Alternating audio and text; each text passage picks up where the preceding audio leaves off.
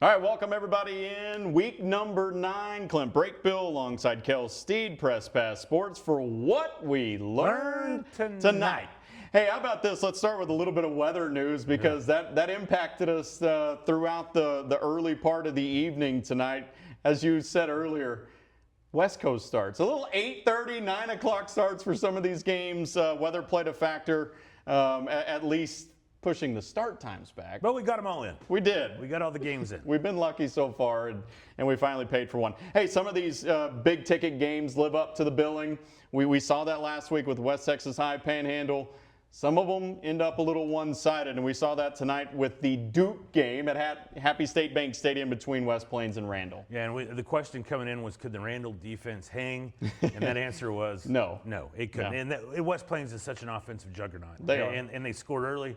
They scored often. They scored a lot. So many weapons. Yeah, so many weapons. We've named them all. Yep. And again, they made a statement tonight. They are the class of this district. Yep. I know they have 2 games left, but I don't see anybody stopping them, man. No, I don't. And we're talking about them at Halloween, and I think this is the team we're going to be talking about after Thanksgiving as well. Week after week, they're going to be one of the top teams in 4A, trying to make their way to Jerry's World. It was a rainy night at Dick Bivens Stadium and kind of a rainy night for the Tascosa offense. We've seen them put up a lot of points in the past several weeks. Tonight, they kind of stumbled against a really good opponent, though. Yeah, Abilene High is loaded. This was 24-6. Abilene High wins this game, and Colton Fulton got knocked out in the second quarter, and I think that's where the offense just went gone. The defense stood on its head probably as long as it could. Rebs, though, just one loss. So you got Abilene High standing and undefeated.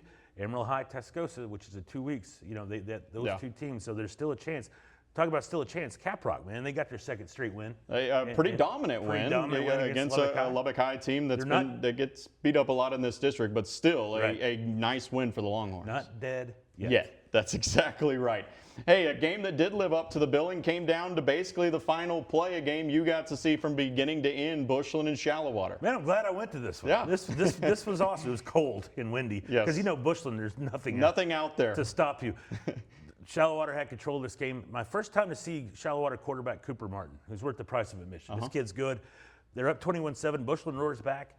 They score 28-26 with about 5 minutes left. They don't get the 2-point conversion. Shallowater throws a pick to Jenner King. Unfortunately, Bushland was unable to move the ball off this pick at the Shallowater about 25-yard line. They line up for a field goal with a minute to go from 44 yards, and Avon's field goal wide left. Yep. And Shallowater pulls it out. 2 years in a row, this has come down to a special teams play. And now this, you know, everybody's in this district. They're in the playoffs. Yep. But it's about seeding.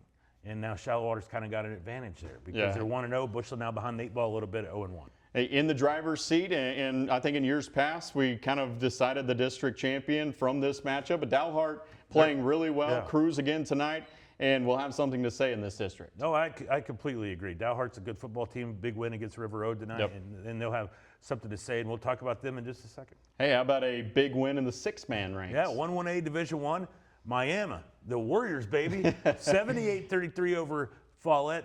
Get this, folks. For the first time, the Warriors have beaten Follett the first time since 1998. I was a senior in high school. Yeah, there you go. Hey, how about some milestones? You said we were going to circle back some milestones for some of our long-tenured coaches in the area. Yeah, 2 great coaches, 2 great men. And congratulations to Joey Reed at Dalhart. He got win number 62 tonight for the Wolves. That surpasses Stephen Young. Joey Reed is now the all-time winningest coach at Dalhart. And then congratulations to Dane Ashley at Panhandle. They rolled. Well, did they roll? Yeah, I guess they did. 77-7. Is that rolling? Yeah, I would say so. Over Sunday. They were ready to put it on somebody after last week's loss. That is 92 wins for Dane, all at Panhandle, and he passes the late, great Stocky Lamberson as the all-time winningest coach at Panhandle. An incredible milestone, and like you said, 2 incredible coaches and great men as well. Just one last note as we look back from yesterday, Paladuro, still undefeated in district play. Punched a playoff ticket. I don't think they've won a playoff game since 14, but they have made the playoffs recently.